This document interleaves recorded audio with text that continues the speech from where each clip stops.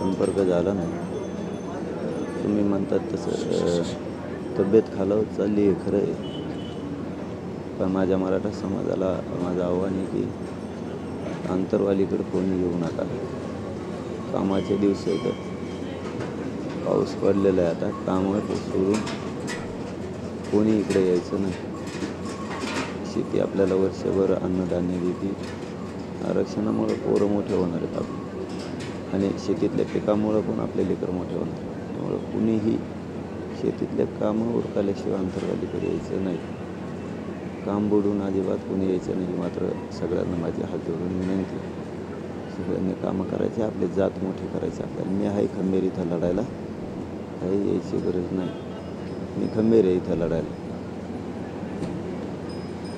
काल दिल्लीमध्ये शपथविधीच्या वेळी अजित पवार असं म्हणाले शपथविधीनंतर की फडणवीस, शिंदे आणि माझी मराठा आरक्षणासंदर्भात तुमच्या उपोषणासंदर्भात चर्चा झालेली आहे, आणि आता उद्यासुद्धा म्हणजे आज सुद्धा त्याच्यावर चर्चा होईल आणि त्या संदर्भात निर्णय घेण्यासंदर्भात टाकेल.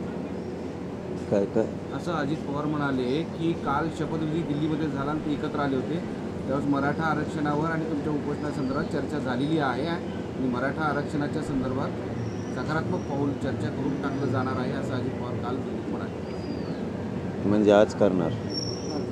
कालचा विषय म्हणजे आता आज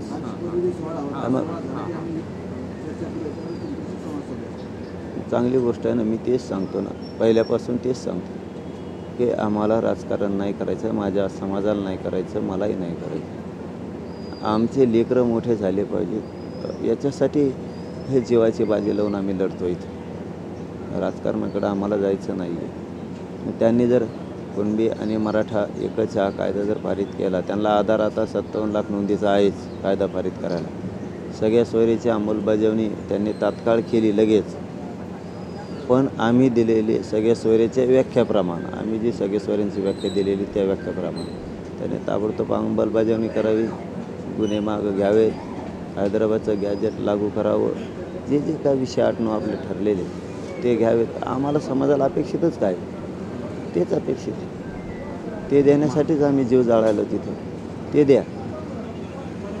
आम्ही काय, आमचं काय कोणी शत्रू नाही. पण नाही दिलं तर मग मात्र मी सोडणार. मी विधानसभेला मग सगळ्याची फजिती केल्याशी सोडणार.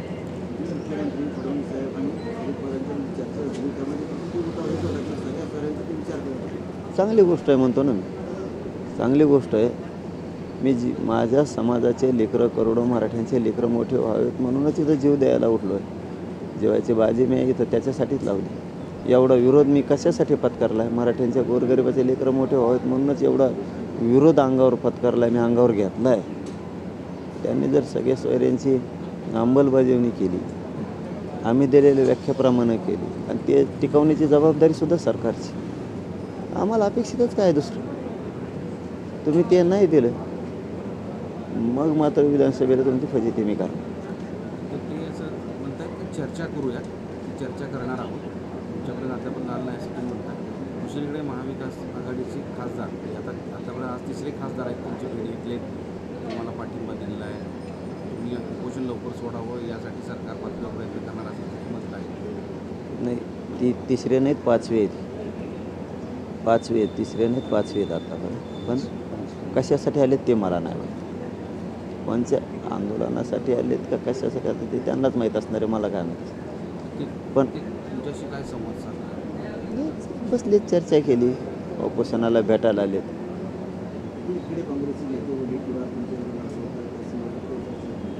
हां, ते सांगितलं मी त्यांना. मला काल पत्रकारांनी प्रश्न विचारला, त्याबद्दल मी त्यांना सांगितलं.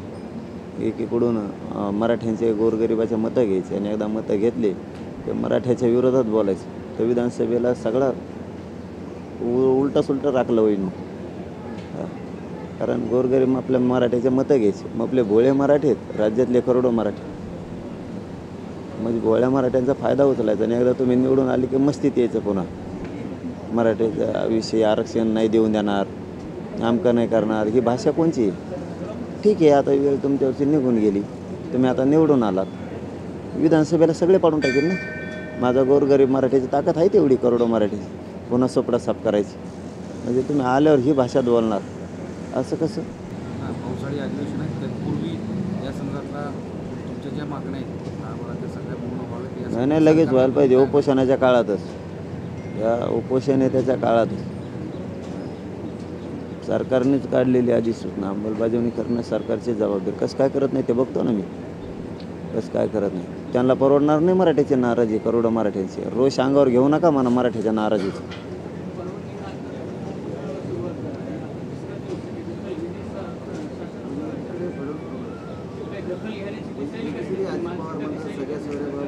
आत्तापर्यंत तर नाही, आत्तापर्यंत तरी नाही.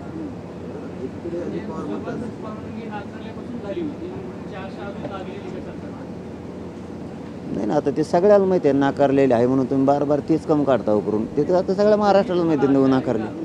असे आता मरूच तर ठेवणारच नाही मी. असं काय, जवळ जीव आहे, जवळ मरत नाही तोवर मी असं ठेवणारच. नाकारलेलं सगळ्यालाच माहिती.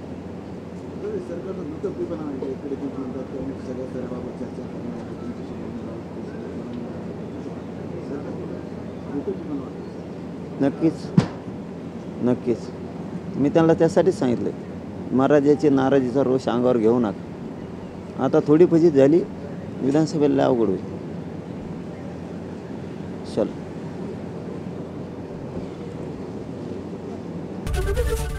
एबीपी माझा, उघडा डोळे बघा नीट.